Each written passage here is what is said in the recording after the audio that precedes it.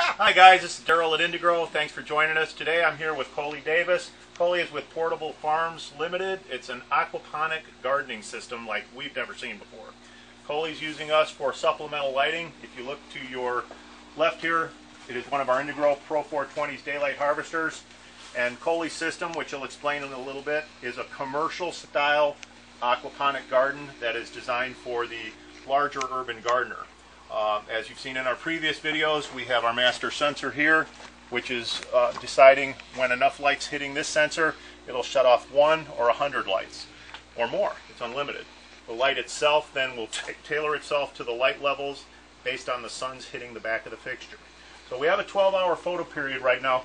This light's going to be satisfied. The sensor's about to shut off. Colle, what can you tell us about the light and your garden? How has it impacted it? The difference that we've noticed is, it's only been here 5 days. Notice what we've noticed is there's between a 2 and a 3 inch increase in the vegetative growth at the top. Now, these are growing quickly anyway, but we can notice that there's difference between the center of the light and this front edge. You can actually see there is a difference in the growth simply because there's and the front edge here are not receiving the same amount of light. And we just forced this light to start, Colle, so we're out here at about 250 micromoles. Underneath the light, we'll register 550 to 600 micromoles. So that's a 3 to 1 difference in terms of light intensities, and the plants are going to respond to that on our current 12-hour photo period that we've set it for. So this is new to you to some extent, to us. And your aquaponic gardens are new to us. So what makes these type of aquaponic gardens so unique? Mainly because they're systematized. Aquaponic's been around for 4,700 years. All we did was change the package, design the control systems, and designed a pump that literally lifts all the weights out of the fish tank. And the only part that grows through here is the clear water with the nutrients in it. Plants are happy. You never have to water. You never have to weed. You get this fantastic growth. Feed the fish. That's all you do is feed the fish. And the fish that you prefer are the tilapia, right? The tilapia, yeah. We've used the tilapia mainly because we can in Southern California. We can get the fry year round. Our preference would basically be catfish. We simply cannot get the young people, the young babies. Well, this is a really healthy garden. So it's the fish waste that is creating the perfect environment for this root uptake. It's a flood and drain, right? You only have to fill it once a day? Depends on the growth rate. We generally do it once a day. Oftentimes, with this much growth, we run it twice a day just because it needs the nutrient level. So who's the ideal client for this? I'm thinking urban gardens, upscale restaurants, communities. The light went out. Well, the light would go out, that's right. Automatically, when it's satisfied that enough sunlight's at the master, it'll shut off just as many of these as you have on that system.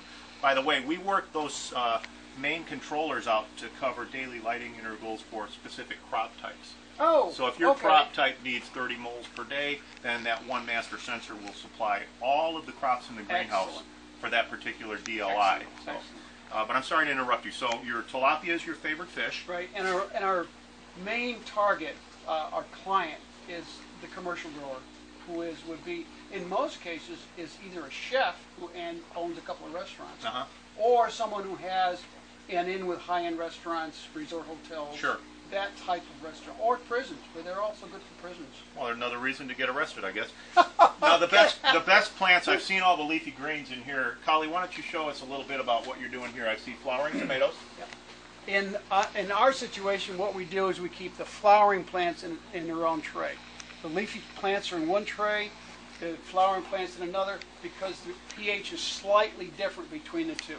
These require a much narrower pH range, and so we make sure that the blossoming plants have everything they need. Turns out it's all in the fish poop. It's all in the fish poop. Now, what makes your system unique is that you do separate the solids from the nutrient-rich water. Yeah. We never have to change, we never have to clean the gravel. The gravel is never cleaned. The settling tank is cleaned every 2 to 3 months, sometimes 4 months. And that's organic, it's reusable? It's all organic, we use it on our orchard. Now, a lot of people would look at this and say, why are the ambient levels so low in here? But the reason for that has to do with the gravel, right? Yeah, Daryl asked me about this, why don't you bring the light level up?